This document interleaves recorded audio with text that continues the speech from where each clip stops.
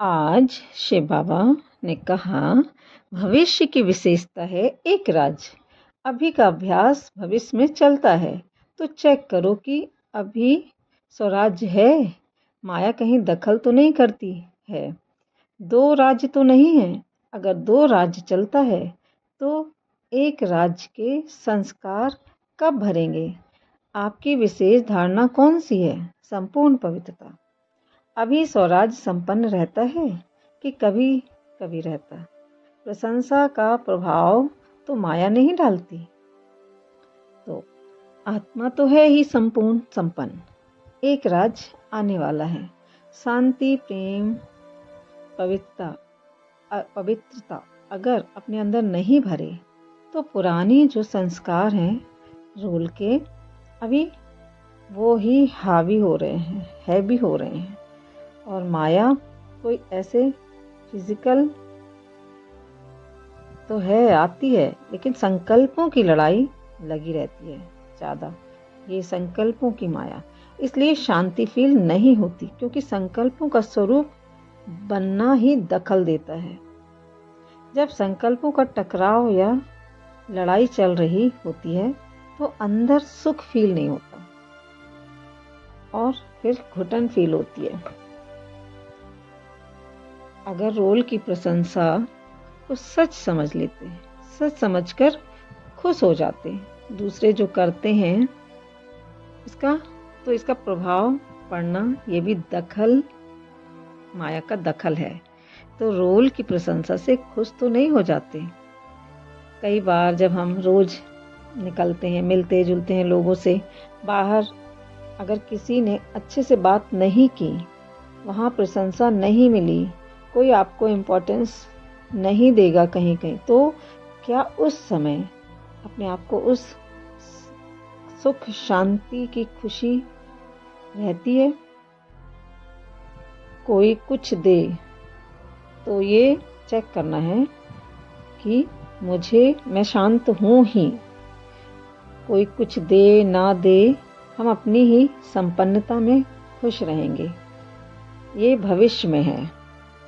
भविष्य में एक राज्य होना ही है, तो वो शांति और खुशी की संपन्नता में भविष्य में एकदम खुश रहेंगे। लेकिन अभी हमारी स्थिति कैसी बनी है? हमारा पुरुषार्थ क्या है?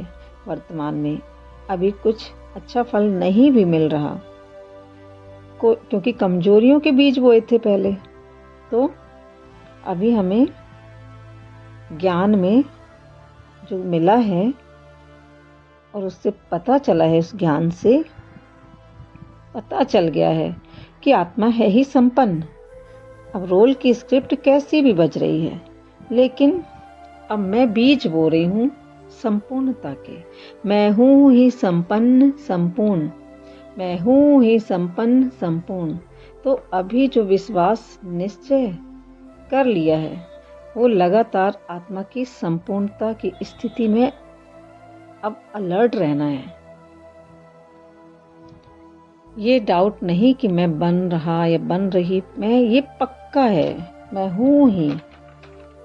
माया के तूफान लगेंगे, आएंगे, बड़ी हलचल कराने वाली परिस्थितियां आती हैं, लेकिन उस समय चलो याद नहीं भी रहता, लेकिन बाद में जो शक्ति आ जाती है हमारे अंदर, उसके निकलने के बाद परिस्थिति के, तो हम सीख जाते हैं, आगे बढ़ते जाते हैं।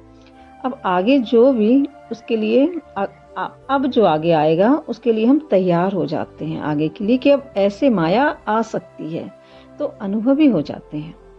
तो अनुभव आगे की सीढ़ी बढ़ाती है। तो अब आगे गिरेंगे नहीं, पहले से रेडी रखेंगे अपने को, यही तोहफा मिलता है। हम कमजोर नहीं हो सकते। अब हमारी चढ़ती कला है, पुराना चेक करके चेंज करते जाना है, भुलाते जाओ।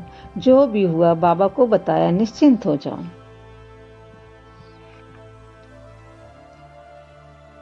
फिर अपने अंदर के संकल्पों का संगठन, ये संगठन में सहयोग की शक्ति। तो जो अंदर संकल्प हैं उनसे घृणा नहीं करना है, अब प्यार से सहन करते जाना है। क्यों? आया, कैसे आ गया, तो ये उसी में उलझ जाएंगे। ना बदलने की इच्छा स्टोरी को अब सहन करना है। अब बदलने की इच्छा अगर रखते हैं ज़बरदस्ती तो सत्य से दूर हो जाते हैं। सामना करना है, अपने सत्य की लाइट उन पर डालना है, अंदर से मीठा बनना, जो अंदर वही बाहर, अंदर से मिठास होना है, मीठा बनना है।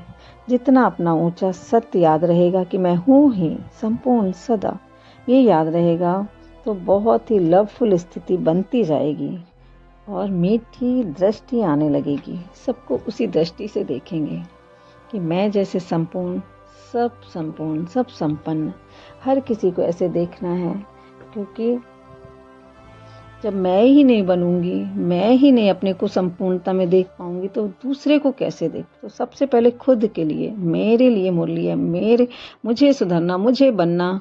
ये बाबा से मेरी बात हो रही, अपने आप को अंदर ही अंदर चेंज करना, अपने संकल्पों को देखना, साक्षी होकर, साक्षी होते जाना, लाइट फेंकते जाना अपनी सत्य की। मैं हूँ ही वो सत्य संपूर्ण, और दूसरे को भी उसी सत्य में देखना, क्योंकि वो है ही। सबकी सत्य की दृष्टि होती जाएगी, जितना मेरी होती जाएगी, जितना मैं संपूर्ण अपने आप को समझती हूँ, सामने भी संपूर्णता दिखने लगेगी। ओम शांति।